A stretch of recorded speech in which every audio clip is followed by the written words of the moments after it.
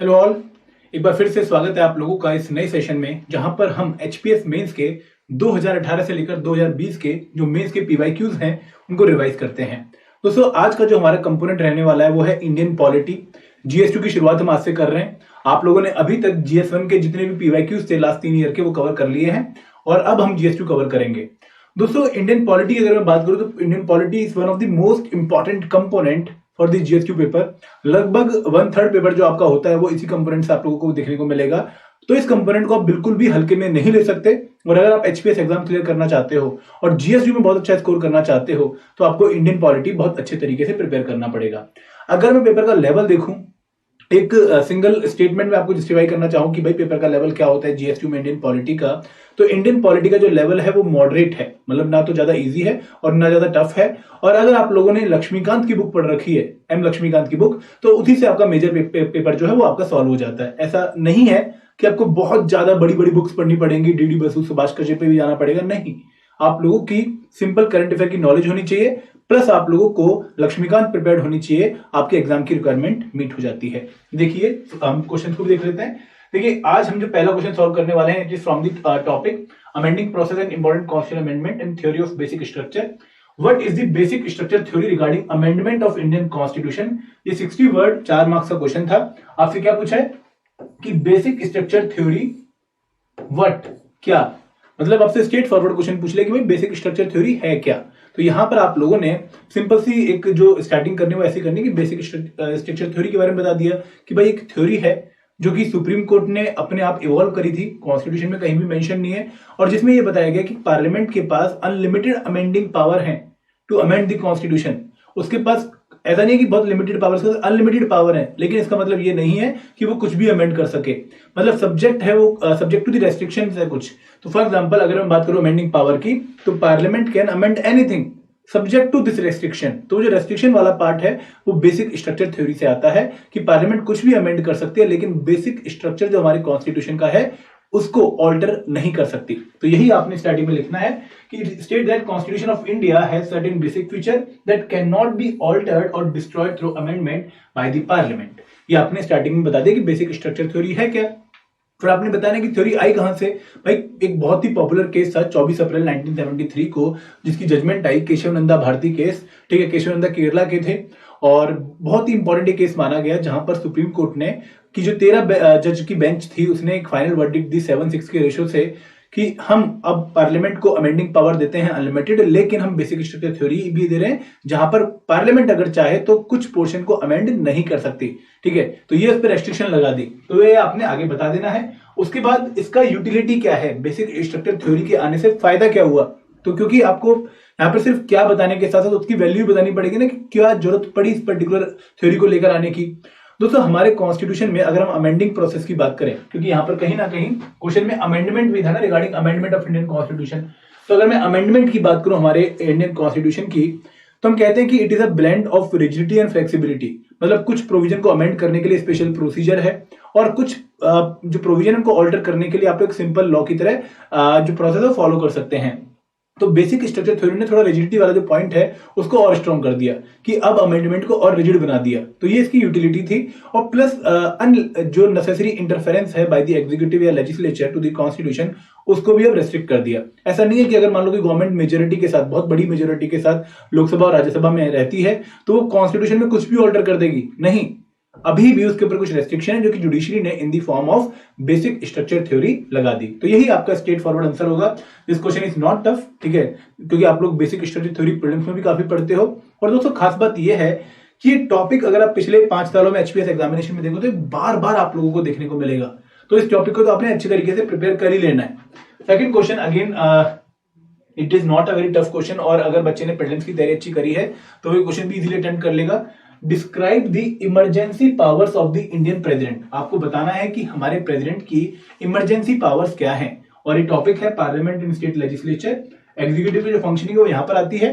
तो प्रेसिडेंट हमारे एग्जीक्यूटिव हैं, तो आपको उनकी पर्टिकुलर पावर को डिस्कस करना है। आप लोग इसको सेंट्रल स्टेट रिलेशन में भी यूज कर सकते हो, बट ज्यादा अच्छा कंटेक्स्ट जो पर्टिकुलर क्वेश्चन का बनेगा वो एग्जीक्यूटिव की पावर होंगी।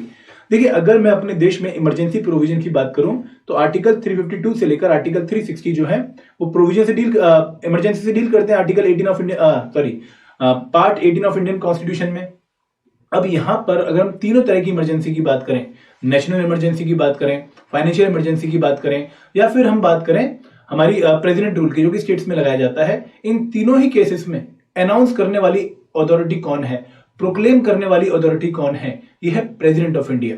तो प्रेसिडेंट ऑफ इंडिया की सबसे इंपॉर्टेंट पावर क्या है इमरजेंसी की, कि भाई वो इन तीनों इमरजेंसीज को अनाउंस कर सकते हैं। नो डाउट इसके बैकग्राउंड में कहीं ना कहीं यूनियन कैबिनेट रहेगी, लेकिन अल्टीमेट अथॉरिटी कौन है डिसीजन लेने की, वो है प्रेसिडेंट ऑफ इंडिया। दूसरी बात ये कि जब हम प्रेसिडेंट रूल की बात करते हैं तो यहां पर प्रेसिडेंट साहब के पास, जब हम प्रेसिडेंट रूल की बात करते हैं आर्टिकल 356 में, तो यहां पर प्रेसिडेंट के पास कुछ एक्स्ट्रा ऑर्डिनरी पावर भी आ जाती हैं। मतलब इस केस में वो ये भी डिसाइड कर सकते हैं कि स्टेट की गवर्नेंस अब किस तरीके से होगी, एडमिनिस्ट्रेशन किसके पास होगा, किसको उन्होंने पावर देनी है फर्दर। अगर स्टेट गवर्नमेंट को हमने हटा दिया है तो उस केस में हम किसको पावर डिवॉल्व कर रहे हैं कि तू अब मैनेज कर स्टेट को, तो ये डिसीजन भी किसका होता है, प्रेसिडेंट ऑफ इंडिया का। तो यहां पर आप लोगों ने यही चीज मेंशन करनी है कि पहली बात तो नेशनल इमरजेंसी डिक्लेयर कर सकते हैं। दूसरी बात कि आर्टिकल 356 में अगर वो सेटिस्फाइड हैं कि ऐसी सिचुएशन आ चुकी है जहां पर स्टेट की जो मशीनरी है वो कॉन्स्टिट्यूशन के अकॉर्डिंग काम नहीं कर रही, तो इस केस में वो अपनी जो सारी बागडोर है स्टेट की वो अपने हाथ में ले सकते हैं और स्टेट में प्रेसिडेंट रूल लगा सकते हैं। और आर्टिकल 360 क्या है, फाइनेंशियल इमरजेंसी। जब इंडिया की फाइनेंशियल सिक्योरिटी थ्रेट में है या फिर हमारा जो क्रेडिट है वो थ्रेट में है, तो उस केस में प्रेसिडेंट साहब अगेन प्रोक्लेम कर सकते हैं फाइनेंशियल इमरजेंसी। ठीक है, तो this is the second question. अब बात करते हैं थर्ड क्वेश्चन की। Appointment to various constitutional body का एक क्वेश्चन है और उनके भी फंक्शंस यहाँ पर लिखे हुए हैं कि function and responsibilities of various constitutional body. और election commission of India is the most important constitutional body. इसके रिगार्डिंग आपको पेपर में क्वेश्चन देखने को मिलेगा। कैग से क्वेश्चन नहीं आया पिछले 5 सालों में, यूपीएससी से क्वेश्चन नहीं आया है, ठीक है, और फाइनेंस कमीशन से भी रेयरली क्वेश्चन आया है। तो सबसे इंपॉर्टेंट जो बॉडी है जिसके रिगार्डिंग आपको बार बार क्वेश्चन देखने को मिलेगा वो है इलेक्शन कमीशन। अभी 20 नंबर का भी आया है, 4 नंबर का भी आया है और 8 नंबर का भी आया है। तो आप इस टॉपिक को अच्छे तरीके से प्रिपेयर कर लो कि इलेक्शन कमीशन क्या है, उसकी पावर्स क्या है, इलेक्टोरल रिफॉर्म्स कौन कौन से हुए हैं, क्या फंक्शनिंग इलेक्शन कमीशन की सही है या फिर उसमें और रिफॉर्म की जरूरत है। तो ये सारे एंगल्स जो है आप पर्टिकुलर टॉपिक के रिगार्डिंग वो कवर कर लो। अब देखिए यहाँ पर स्ट्रेट फॉरवर्ड क्वेश्चन है कि describe the powers of election commission in India. तो यहाँ पर पावर्स आपको डिस्क्राइब करनी है, मतलब डिटेल में बतानी है, लेकिन शब्द दिए हैं सिर्फ 60, तो कितना डिटेल में जाओगे। तो यहां पर सबसे पहले इलेक्शन कमीशन ऑफ इंडिया के बारे में बता दोगे कि इलेक्शन कमीशन ऑफ इंडिया को आर्टिकल 324 के थ्रू एक कॉन्स्टिट्यूशनल बॉडी बनाया गया है और उसको मेन जिम्मेदारी ये दी गई है कि भारत में फ्री एंड फेयर इलेक्शन आप लोगों ने कंडक्ट करवाने हैं। अब इनकी जितनी भी पावर है उनको हम 3 कैटेगरी में डिवाइड कर सकते हैं। पहली पावर है एडमिनिस्ट्रेटिव पावर। एडमिनिस्ट्रेटिव पावर का मतलब क्या है कि यहां पर इलेक्शन के एडमिनिस्ट्रेशन के रिगार्डिंग जो डिसीजन लेने की पावर है वो इलेक्शन कमीशन को दी हुई है। जैसे मॉडल कोड ऑफ कंडक्ट बनाना, उसको इन्फोर्स करना, ये एडमिनिस्ट्रेटिव पावर है। Then advisory power. Advisory power का मतलब क्या है कि यहां पर कुछ पर्टिकुलर केस में ये एडवाइस देते हुए नजर आएंगे। फॉर एग्जांपल आपने केस सुना होगा कि जब एमपीज को डिस्क्वालीफाई करना होता है, ठीक है, ऑन सर्टेन ग्राउंड्स, तो प्रेसिडेंट साहब इलेक्शन कमीशन ऑफ इंडिया से कंसल्ट करने के बाद ही अपना डिसीजन लेंगे। तो that is called advisory power. तीसरी पावर है quasi judicial power. Quasi judicial power का मतलब क्या है कि कई बार ये डिसाइडिंग अथॉरिटी की तरह भी एक्ट करेंगे। डिसाइडिंग अथॉरिटी का मतलब क्या है कि अगर मान लो कि डिस्प्यूट हो जाता है इलेक्शन सिंबल पे, अब जैसे अन्ना डीएमके का डिस्प्यूट चल रहा है या फिर किसी और पार्टी का, जैसे महाराष्ट्र में अगर हम बात करें शिवसेना का अगर डिस्प्यूट चल रहा है कि इलेक्शन सिंबल का यूज अल्टीमेटली कौन सी पार्टी करेगी, कौन सा फैक्शन करेगा, तो उस केस में ये डिसीजन मेकिंग अथॉरिटी है, ये बताएंगे कि भाई किसका सिंबल क्या होगा। तो ये क्वेसी जुडिशियल पावर है। सिमिलरली अगर मान लो कोई पर्टिकुलर कैंडिडेट जो है वो इलेक्शन प्रोसेस को रिग्ड करता है, वहां पर पोल को कैप्चर कर लेता है, तो उस केस में पनिशमेंट सजेस्ट करने का काम भी इनके पास है और पोल कैंसिल करवाने का काम कि भाई इस एरिया में दोबारा पोल होगा, वो काम किसका है, again election commission of India का। लेकिन देखो आपको ना ऑलरेडी ये सारी बातें पता थी। इसमें अच्छी प्रेजेंटेशन क्या है कि आप लोगों ने इन पूरी पावर्स को क्लब कर दिया 3 हेडिंग्स में कि भाई एक पावर है एडवाइजरी, एक पावर है क्वेसी जुडिशियल और एक पावर है आपकी एडमिनिस्ट्रेटिव। तो ये बेटर तरीका रहेगा आपके आंसर को प्रेजेंट करने का। ठीक है, तीसरा क्वेश्चन हो गया। चौथा क्वेश्चन है कि what do you mean by regionalisation of Indian politics in 1990s। Again दोस्तों अच्छा क्वेश्चन था और रीजनलाइजेशन आई होप आप लोग समझते भी होंगे। देखिए अगर मैं बात करूं हमारे देश की पॉलिटी की पहले 40-42 साल, तो उस पर्टिकुलर टाइम पे आप लोगों को एक सिंगल पार्टी का डोमिनेंस काफी देखने को मिलता है, स्पेशली नेशनल इलेक्शन। अगर हम लोकसभा के इलेक्शन की बात करें तो 1978 में पहली बार जनता दल आती जरूर है कांग्रेस को डिस्प्लेस करके, लेकिन उसके बाद फिर 1989 तक हमें कांग्रेस का ही एक छत्र राज देखने को मिलता है। मतलब अगर नेशनल इलेक्शन होंगे तो कांग्रेस आएगी। यह एक पूरी सिचुएशन थी 1989 तक मेजरली।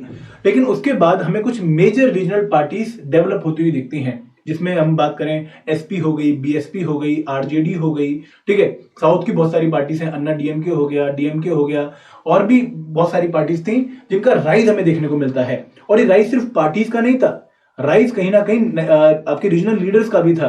तो इसमें अब क्या हुआ कि अगर नेशनल इलेक्शन हम देखें 1989 के बाद के, तो वहां पर सिंगल पार्टी के लिए खुद पूरी विक्ट्री लेना इम्पॉसिबल हो गया था, क्योंकि वहां पर उसको कोएलिशन बनाना पड़ता था विद रीजनल पार्टीज। अब जैसे मान लो आप लोग नेशनल इलेक्शन में देखो, लोकसभा में अगर किसी आदमी को बिहार में कंटेस्ट करना है, किसी पार्टी को बिहार में कंटेस्ट करना है नेशनल इलेक्शन को प्रमोट करने के लिए कि बिहार की जितनी भी लोकसभा सीट है वो उसी पार्टी को मिल जाए, तो उस केस में भी उसको बिहार की रीजनल पार्टी के साथ कोलैबोरेट करना पड़ेगा ताकि लोग उसके फेवर में वोट करें।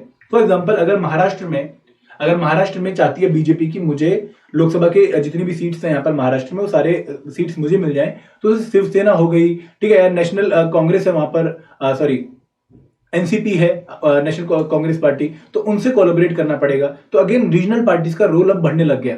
ऐसे पहले नहीं होता था, 1989 से पहले तो कांग्रेस खुद ही इलेक्शन जीत जाती थी, उसकी इतनी अच्छी एक रेपो थी या फिर कोई अल्टरनेटिव नहीं था, तो उस केस में रीजनल पार्टी का रोल नहीं आया। लेकिन जैसे जैसे रीजनल पार्टी राइज होनी शुरू हुई, रीजनल लीडर्स जो है राइज होने शुरू हुए, प्लस सेंटर स्टेट रिलेशन में एक नई डायमेंशन आनी शुरू हुई कि भाई अब जो पावर है सिर्फ कॉन्स्टिट्यूशन में मेंशन नहीं होनी चाहिए, उनको रियल में डिवॉल्व भी करो। तो जब ये डिमांड आनी शुरू हुई तो हमें रीजनलाइजेशन देखने को मिलती है। तो सेम जो कंटेंट है मैंने यहाँ पर भी लिखा है। और इसका फायदा क्या हुआ दोस्तों, जब भी रीजनलाइजेशन होगी या फिर लोकलाइजेशन होगी, मतलब आप एक स्टेप नीचे जाओगे, बॉटम की तरफ जाओगे, तो उतनी डेमोक्रेसी और इवॉल्व होगी। मतलब क्योंकि अब आप सिर्फ ऊपर से नेशनल मुद्दों के ऊपर लड़ाई नहीं कर पा रहे हो, आप लोगों तक पहुंच के बॉटम लेवल तक जाके उनके मुद्दों के बारे में सोचोगे, रीजनल पार्टीज को इन्वॉल्व करोगे, लोकल एलिमेंट्स को इन्वॉल्व करोगे। तो डेमोक्रेसी की स्ट्रेंथ ही होती है कि जहां पर हर आदमी अब रोल प्ले करना शुरू कर देता है, ठीक है। तो ये फायदा हुआ है रीजनलाइजेशन ऑफ पॉलिटिक्स का। लेकिन एक नुकसान भी ये हुआ है कि अब अनस्टेबल गवर्नमेंट बनने लग गई है, ठीक है। प्लस हमें पहले स्टार्टिंग में तो जो हमारी कैबिनेट का साइज था वो बहुत बड़ा देखने को मिलता था, तो 91st अमेंडमेंट से हमने साइज रिस्ट्रिक्ट कर दिया। तो कुछ नेगेटिव्स भी हुए हैं लेकिन पॉजिटिव्स भी हुए हैं, वो दोनों आप मेंशन कर सकते हो, ठीक है। आगे बढ़ते हैं। नेक्स्ट क्वेश्चन है कि discuss the major causes of failures of Panchayati Raj in India. Panchayati Raj के मेजर कॉज क्या है फेलियर के? अगेन दोस्तों स्ट्रेट फॉरवर्ड क्वेश्चन है।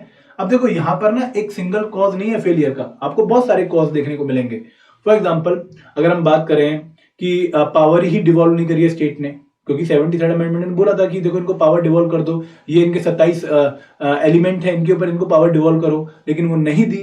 उसके साथ साथ इनके फाइनेंस के रिगार्डिंग बहुत हमें इश्यूज देखने को मिलते हैं। फाइनेंशियल पावर ही नहीं है, टैक्सेशन पावर ही नहीं है, स्टेट इनको फंड डिवॉल्व करता है, सेंट्रल ग्रांट इनको आती है, लेकिन एज सच खुद पावर जो रेवेन्यू जनरेशन की पावर है वो इनके पास नहीं है। प्लस पुअर इंफ्रास्ट्रक्चर हमें देखने को मिलता है बहुत सारी ग्राम पंचायत में। कई जगह पे ग्राम सभा कॉन्स्टिट्यूट तो की गई है लेकिन डमी तरीके से, अभी भी वहां पर जो लोकल पावरफुल एलिमेंट्स हैं उनका ही आपको बोलबाला देखने को मिलेगा। तो ये प्रॉब्लम्स हैं। प्लस दोस्तों एक और बड़ी बात जो हमें देखने को आती है कि यहाँ पर अगर हम पीआरआई को प्रमोट करने की कोशिश करते हैं, लेकिन जो इलेक्टेड रिप्रेजेंटेटिव आते हैं वो उतने लिटरेट नहीं है कि वो अपनी जो ड्यूटीज हैं उनको अच्छे से निभा पाए, प्लस जो पूरा प्रोसेस बनाया हुआ है पीआरआई में उसको फॉलो कर पाए। तो ये भी हमें एक चैलेंज देखने को मिलता है। देखिए दोस्तों ये क्वेश्चन जो है ना, ये आपसे 4 नंबर में पूछा जा सकता है, 8 नंबर में भी और 20 नंबर में भी, और उनके हिसाब से जो आपका आंसर है वो चेंज हो जाएगा।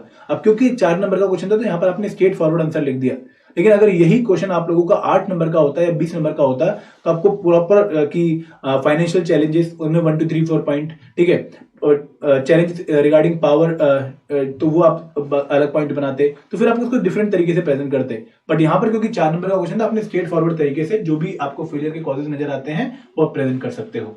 नेक्स्ट क्वेश्चन है question number 6, describe the basic philosophy of Indian constitution, is it relevant in the era of globalisation. अब देखो यहाँ पर आपको जो बेसिक फिलॉसफी हमारे कॉन्स्टिट्यूशन की वो मेंशन करनी है, प्लस आपको बताने की क्या वो फिलॉसफी हम इस टाइम पर जो एलपीजी रिफॉर्म्स के बाद हम फॉलो कर पाए हैं वो अभी भी रेलिवेंट है। तो देखो हमारे जो कॉन्स्टिट्यूशन की अगर हम बेसिक फिलॉसफी देखें तो कहां से फ्लो होती है, हमें फ्लो होती हुई दिखती है फ्रॉम द प्रेम्बल। हमारे प्रेम्बल में क्या बोला है कि भाई हम एक ऐसा राज्य है जो कि सॉवरन है, सोशलिस्ट है, सेकुलर है, डेमोक्रेटिक है, रिपब्लिक है। ये हमारा बेसिक नेचर है, यही हमारी बेसिक फिलॉसफी है। इसके साथ साथ हमने इंडिविजुअल फ्रीडम दिया है, हमने जस्टिस सोशल इकोनॉमिक पॉलिटिकल दिया है, हमने रिजर्वेशन को फॉलो किया है, हमने पॉजिटिव फॉर्म ऑफ सेक्युलरिज्म अपनाई है। इसके साथ हमने असिमेट्रिक फेडरलिज्म, जहां पर हमें अनइक्वल डिस्ट्रीब्यूशन ऑफ पावर देखने को मिलती है बिटवीन सेंटर एंड स्टेट, वो हमने फॉलो किया है। इसके साथ साथ एलपीजी रिफॉर्म्स के बाद भी अगर हम देखें तो ये सारे के सारे प्रिंसिपल्स हमें इनेक्ट देखने को मिलते हैं। ज्यादा इफेक्ट हमें देखने को नहीं मिलता इन प्रिंसिपल्स में, एक्सेप्ट वन प्रिंसिपल, वो है सोशलिज्म का। कहीं ना कहीं सोशलिज्म का जो प्रिंसिपल है वो डाइल्यूट हुआ है आफ्टर ग्लोबलाइजेशन। अदरवाइज जो हमारी फ्रीडम है, जो हमारी इक्वालिटी है, जो हमारी लिबर्टी है, जो हमारा सॉवरेन नेचर है, जो हमारा सेकुलर नेचर है, कहीं ना कहीं और स्ट्रेंथन हुआ है, ना कि वीक हुआ है। तो ये आपका आंसर हो जाएगा। इसमें बहुत ज्यादा ऑब्जेक्टिविटी नहीं है, सब्जेक्टिविटी है। आपके अपने पर्सनल लेवल के हिसाब से आपको इसका आंसर बेंड करना पड़ेगा। ठीक है, अगला क्वेश्चन देखते हैं, question number 7। Indian constitution is federal in form but unitary in spirit, comment. ठीक है, ये क्वेश्चन आप लोगों को बहुत बार देखने को मिलेगा, डिफरेंट फॉर्म्स में देखने को मिलेगा। तो यहां पर बेसिकली क्वेश्चन का मेजर एरिया क्या है कि भाई जो हमारा कॉन्स्टिट्यूशन है वो फॉर्म में तो फेडरल है, लेकिन जो उसकी बेसिक स्पिरिट है वो क्या है, यूनिटरी। अब यहां पर आप स्टार्टिंग में कैसे बताओगे, देखो ना तो हमारा कॉन्स्टिट्यूशन फेडरल है ना यूनिटरी, यहां पर कॉम्बिनेशन हमें देखने को मिलती है। यूनिटरी फीचर का मतलब क्या है कि जहां पर सेंटर पावरफुल है। फेडरल फीचर का मतलब क्या है कि जहां पर स्टेट को भी पावर डिवॉल्व करी गई है। हमारे कॉन्स्टिट्यूशन में दोनों ही चीजें देखने को मिलती हैं in the form of division of power. तो डिवीजन ऑफ पावर का मतलब क्या है कि टू सेट्स ऑफ गवर्नमेंट है, सेंट्रल गवर्नमेंट अलग है, स्टेट गवर्नमेंट अलग है, उन दोनों की पावर डिफाइन करी गई है। लेकिन यूनिटरी फॉर्म क्या है, यूनिटरी स्पिरिट क्या है, ये तो होगी federal form. Division of power is a federal form, लेकिन स्पिरिट क्या है कि यहां पर पावर का जो डिस्ट्रीब्यूशन है वो अनइक्वल है, सेंटर को ज्यादा पावर दी है और स्टेट को कम पावर दी है। तो आपने वो वाला पॉइंट मेंशन कर दिया। बाइकैमरल लेजिस्लेचर है। बाइकैमरल लेजिस्लेचर का मतलब क्या है कि यहाँ पर राज्यसभा जो है, जो हमारा अपर हाउस है, वो स्टेट को रिप्रेजेंट करता है, और लोकसभा जो है वो रिप्रेजेंटेटिव हाउस है, जहां पर लोग अपने जो रिप्रेजेंटेटिव है उनको इलेक्ट करके भेजते हैं। तो राज्यसभा क्योंकि स्टेट को रिप्रेजेंट करता है, तो कहीं ना कहीं हमें फेडरल फीचर देखने को मिलती है, फेडरल फॉर्म देखने को मिलती है। लेकिन यूनिटरी फॉर्म क्या है कि असिमेट्रिक रिप्रेजेंटेशन है स्टेट्स का। मतलब कुछ स्टेट्स को हाईएस्ट नंबर ऑफ सीट्स दी हैं, जैसे यूपी को 31 है on the basis of population, और कुछ को बहुत कम सीट्स दी हैं। जैसे यूएसए की अगर मैं बात करूं तो अपर हाउस में भी हर स्टेट को 50 स्टेट्स को दो दो नंबर ऑफ सीट्स दी गई हैं। तो यहां पर हमें असिमेट्रिक जो है रिप्रेजेंटेशन देखने को मिलती है। प्लस इंडिपेंडेंट जुडिशरी है। इंडिपेंडेंट जुडिशरी का फायदा क्या होता है कि वो ये देख सकता है कि स्टेट की पावर को सेंटर इंक्रोच तो नहीं कर रहा, लेकिन ये फेडरल फॉर्म हो गई। अब यूनिटरी फीचर क्या है यहाँ पर, यूनिटरी स्पिरिट क्या है यहाँ पर कि आपने इंटीग्रेटेड जुडिशरी बना दी। स्टेट, सेंटर और जो आपका लोकल लेवल पे, डिस्ट्रिक्ट लेवल पे जुडिशियल सिस्टम है वो इंटीग्रेटेड है, जहां पर सुप्रीम कोर्ट और हाई कोर्ट सेंट्रल लॉ भी अप्लाई कर सकते हैं और स्टेट लॉ को भी देख सकते हैं। तो ये आपका एक इंटीग्रेटेड फीचर हो गया। देन हमारा कॉन्स्टिट्यूशन रिटन है, सुप्रीम है, रिजिड है, कॉन्स्टिट्यूशन हम फॉलो करते हैं। तो कहीं ना कहीं हमारी फेडरल फॉर्म है जहां पर स्टेट की पावर इनेक्ट है। लेकिन यहाँ पर एक और प्रॉब्लम है कि हमने पहली बात तो कि एक सिंगल कॉन्स्टिट्यूशन बनाया है, तो ये एक फेडरल फीचर नहीं होती है, यूनिटरी फीचर होती है। तो वो आपने नीचे नीचे मेंशन किया। तो आप समझ रहे हैं बेसिकली हमने किया क्या है कि हमने फेडरल फॉर्म बताई और फिर उसमें यूनिटरी स्पिरिट को शो कर दिया। तो दिस इज दी टाइप जिसके थ्रू आप आंसर मेंशन कर सकते थे। दोस्तों एक सिमिलर टाइप का क्वेश्चन और आया 2019 में, explain why India is called a quasi federal state. ठीक है, क्वासी फेडरल स्टेट भारत को क्यों कहा जाता है। देखिए क्वासी फेडरल स्टेट वो स्टेट होता है जो फेडरल एक्चुअल में नहीं है, मतलब डमी टाइप का फेडरल है। तो Indian constitution federal dummy type का इसलिए है, ठीक है, ऊपर ऊपर से फेडरल इसलिए है क्योंकि हमारे कॉन्स्टिट्यूशन में हमने कहीं फेडरेशन वर्ड यूज नहीं किया, और दूसरी बात कि हमने जो पावर डिस्ट्रीब्यूशन किया है बिटवीन सेंटर एंड स्टेट वो अनइक्वल पावर डिस्ट्रीब्यूशन है। तो ये आपने बता दिया। फिर आपने बताया कि देखो यूनिटरी बाइस है, आपने इसी टर्म के जस्टिफिकेशन देने हैं यहाँ पर कि क्यों हम कहते हैं कि हमारा देश एक कैसी फेडरल स्टेट है। हमने कहीं भी आर्टिकल 1 में फेडरल वर्ड यूज नहीं किया, हमने पूरे कॉन्स्टिट्यूशन में कहीं भी फेडरल वर्ड यूज नहीं किया। इसलिए हमारा जो देश है वो फेडरल फॉर्म होने के बावजूद अगर यूनिटरी फीचर लेके बैठा है तो ये एक क्वेसी फीचर है, ठीक है, क्वेसी फॉर्म है। तो वो आपने मेंशन कर दिया। ठीक है, तो ये सेम आंसर आपका, दोनों जो आंसर है वो सेम कंटेंट से फ्लो होंगे, लेकिन आपके प्रेजेंट करने का तरीका जो है वो चेंज हो जाएगा। अगला क्वेश्चन है, Since 1990, paradox of Indian polity has been that it is moving in the direction of political decentralization and economic centralization. Comment. अब देखो इस क्वेश्चन की थीम आप समझिए। ये कहता है कि 1990 के बाद हमें पॉलिटिकल तो डिसेंट्रलाइजेशन देखने को मिलती है, लेकिन इकोनॉमी के बेसिस पे हमें सेंट्रलाइजेशन देखने को मिलती है। अब इसकी थीम ये है, देखो कंटेंट आप पढ़ोगे, मैं आपको फिर भी समझाता हूं। पॉलिटिकल डिसेंट्रलाइजेशन का मतलब ये है कि अब हमें पॉलिटिक्स जो है वो ग्रासरूट लेवल तक जाती हुई दिखती है। बिल्कुल सही बात है ना ये, क्योंकि अगर हम 1992 की बात करें तो एक मेजर रिफॉर्म हमें देखने को मिला 73rd and 74th constitutional amendment act के फॉर्म में, जहां पर हमने देखा कि अब हमारा एक थर्ड टियर भी बन चुका है local self government, urban area में भी और रूरल एरिया में भी। तो ये पॉलिटिकल डिसेंट्रलाइजेशन थी। उसके बाद हमारी जो पॉलिटिक्स है वो रीजनलाइजेशन की तरफ चली, जहां पर हमने रीजनल पार्टीज का राइज देखा। फिर हमारी पॉलिटिक्स में हमें रीजनल लीडर्स देखने को मिले, तो कहीं ना कहीं डिसेंट्रलाइजेशन आनी शुरू हो गई। अब एक पार्टी का होल्ड नहीं रहा, हमें मल्टीपल पार्टीज देखने को मिल गई, हमें कोएलिशन गवर्नमेंट देखने को मिली। तो this is called political decentralisation, जहां पर पावर किसी एक के पास नहीं है, सेंट्रलाइज्ड पॉलिटी नहीं है, अब डिसेंट्रलाइज्ड पॉलिटी है, फ्लो कर रही है नीचे तक, टॉप टू बॉटम हर लेवल इंपॉर्टेंट हो चुका है। नेशनल पॉलिटिक्स भी, स्टेट पॉलिटिक्स भी और लोकल पॉलिटिक्स भी। प्लस अगर मैं बात करूं on the basis of aware people, तो अगेन पॉलिटिकल डिसेंट्रलाइजेशन बढ़ा है। पहले पॉलिटिक्स जो थी वो लिटरेट लोगों की, जो वोटिंग पावर थी वो लिटरेट लोगों की एक्टिविटी मानी जाती थी कि भाई तुम्हें पता है तुम वोट डाल के आओ। लेकिन अब हर कोई पार्टिसिपेट करता है क्योंकि नंबर ऑफ लिटरेट भी बढ़े हैं और लोगों में अवेयरनेस भी फैली है। तो this is called political decentralisation. एक और पॉइंट क्या है पॉलिटिकल डिसेंट्रलाइजेशन में कि 1990 से पहले हमें मेल पार्टिसिपेशन काफी ज्यादा देखने को मिलता था in terms of number of parliamentarians, in terms of number of female candidate in the political parties, in terms of number of female candidate giving vote. तो इस सब का नंबर बढ़ा है, तो पॉलिटिकल डिसेंट्रलाइजेशन हुई है। अब यहां पर सेकंड कंटेक्स्ट आता है इकोनॉमिक डिसेंट्रलाइजेशन। दोस्तों एलपीजी रिफॉर्म के बाद हमें इकोनॉमिक सेंट्रलाइजेशन इसलिए देखने को मिली है कि अब जो आरबीआई है या फिर जो सेंट्रल गवर्नमेंट है, it is basically taking all the major policy decisions. कैसे? एक और बात, पॉलिटिकल डिसेंट्रलाइजेशन में आप नीति आयोग का एग्जांपल भी मेंशन कर सकते हैं। तो इकोनॉमिक सेंट्रलाइजेशन में हमने देखा कि एलपीजी रिफॉर्म्स, हमारी न्यू इकोनॉमिक पॉलिसी, इसके अलावा जो भी हमारी सेक्टरल पॉलिसी भी होती है वो सेंट्रल गवर्नमेंट ही बनाती है, स्टेट का से बहुत कम होता है। प्लस बहुत सारी ऐसे एक्ट हैं जैसे सेज एक्ट हो गया, अगेन सेंट्रल गवर्नमेंट की पावर आ जाती है। हम बहुत सारे ऐसे रूल एंड रेगुलेशन देखेंगे जहां पर अगेन सेंट्रल गवर्नमेंट जो है वो मेजर डिसीजन लेती है। फॉर एग्जांपल अगर हम एनर्जी पॉलिसी की बात करें, इलेक्ट्रिक व्हीकल पॉलिसी की बात करें, तो स्टेट का से काम ही कम हो रहा है। अब ये क्यों कम हो रहा है? क्योंकि ग्लोबलाइजेशन हुई है, एलपीजी रिफॉर्म्स आए हैं, मार्केट खुली है, और जितने भी इंटरनेशनल मैटर्स होते हैं वहां पर स्टेट का से ज्यादा होता है, सेंटर का से ज्यादा होता है। इस वजह से हमें सेंट्रलाइजेशन देखने को मिली है। तो ये आपका सेकंड पार्ट हो जाएगा और यही कंटेंट मैंने यहाँ पे लिखा है, तो आप इसको पढ़ भी सकते हैं। ठीक है, काफी डिटेल में आंसर लिखा है क्योंकि this question is totally subjective question, तो आपको ये देखने को मिलेगा। ठीक है, अब बात करते हैं नेक्स्ट क्वेश्चन की। Describe the procedure of how a bill becomes act. दोस्तों अगेन स्ट्रेट फॉरवर्ड क्वेश्चन है, कुछ इसमें समझाने का नहीं है, लेकिन यहां पर आप लोगों ने फैलना नहीं है क्योंकि क्वेश्चन 4 नंबर का है, 60 शब्दों का है, तो टू द पॉइंट ही रहना है। पहला प्रोसेस क्या होता है? Introduction of bill. आप बिल इंट्रोड्यूस करेंगे, आप लीव ऑफ द हाउस लेंगे। दूसरा प्रोसेस क्या है उस बिल पे? डिस्कशन।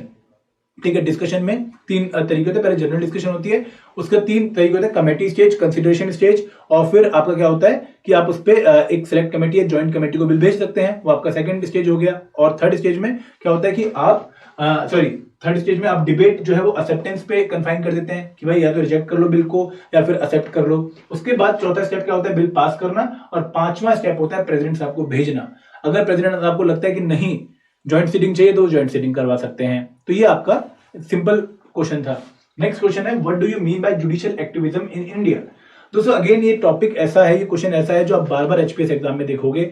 जुडिशरी के रिगार्डिंग ये क्वेश्चन सबसे फेवरेट माना जाता है। जुडिशियल एक्टिविज्म क्या है कि यहाँ पर जुडिशरी प्रोएक्टिव तरीके से जो इंपॉर्टेंट मैटर्स हैं उनके ऊपर जुडिशियल जजमेंट दे देती है, क्योंकि वहां पर लेजिस्लेचर या फिर जो एग्जीक्यूटिव है वो अभी तक कोई स्टेप नहीं ले पाए हैं। तो यहाँ पर प्रोएक्टिव रोल ऑफ जुडिशरी को हम क्या कहते हैं? Judicial activism. मतलब अगर मान लो जैसे मान लो हम फायर क्रैकर्स की बात करें तो दिल्ली में पॉल्यूशन काफी बढ़ जाता है अक्टूबर नवंबर के टाइम पर। तो उस केस में फायर क्रैकर्स जब जलते हैं दिवाली टाइम पे तो और पॉल्यूशन बढ़ जाता है। तो सुप्रीम कोर्ट ने प्रोएक्टिव तरीके से एक जजमेंट दी कि भाई हम फायर क्रैकर्स को बैन कर रहे हैं। तो this is called activism. Then एक और तरीका क्या था? ट्रिपल तलाक को समझिए कि एक पिटीशन फाइल हुई, जो केस था पूरा एक, तो वहां पर सुप्रीम कोर्ट ने जजमेंट दी कि ट्रिपल तलाक को हम बैन कर रहे हैं। तो उन्होंने एक प्रोएक्टिव तरीके से फिर एग्जीक्यूटिव को गाइडलाइन दे दी कि भाई एक एक्ट लेके आ जाओ जब तक ट्रिपल तलाक हम बैन कर रहे हैं। तो उन्होंने एक एग्जीक्यूटिव डिसीजन ले लिया, प्लस एग्जीक्यूटिव को बोल दिया कि आप एक बिल लेकर आओ। तो this is again called activism. तो ऐसी सिचुएशन जो है जुडिशरी जहां पर प्रोएक्टिव रोल प्ले करती है, दैट इज कॉल्ड एक्टिविज्म। यहां पर आप डिफाइन करेंगे, आप एग्जांपल देंगे और प्लस इसकी इंप्लीकेशन बताएंगे। इंप्लीकेशन क्या है कि यार कहीं ना कहीं ये नेगेटिव है, क्योंकि आप जो हमारी एग्जीक्यूटिव ब्रांच है, जो लेजिस्लेचर ब्रांच है, उनका रोल कर्टेल कर रहे हो और आप आउट ऑफ पावर जा रहे हो, मतलब अपनी जो लिमिट ऑफ पावर है उसको क्रॉस कर रहे हो। लेकिन पॉजिटिव साइड क्या है कि लोगों को जो प्रॉपर राहत है वो मिल रही टाइम से। ऐसा नहीं है कि वो वेट कर रहे हैं कि लेजिस्लेचर कब एक्ट लेकर आएगा, एग्जीक्यूटिव कब एक्ट बनाएंगे, वो उसकी वेट नहीं कर रहे हैं। यहाँ पर उन्हें एक और चैनल मिल चुका है अपने प्रॉब्लम्स को सॉल्व करवाने का। तो this is called judicial activism. ठीक है दोस्तों, ये था आज का लेक्चर। आई होप आपको मजा आया होगा। मेरा जो ऑब्जेक्टिव रहता है इस पूरे लेक्चर में, वो कंटेंट की बजाय आप लोगों को क्वेश्चन को किस तरीके से हैंडल करना है वो समझाना रहता है, एंड आई होप मैं इसमें कामयाब रहता हूँ। थैंक यू वेरी मच दोस्तों। जय हिंद, जय भारत, जय हिमाचल।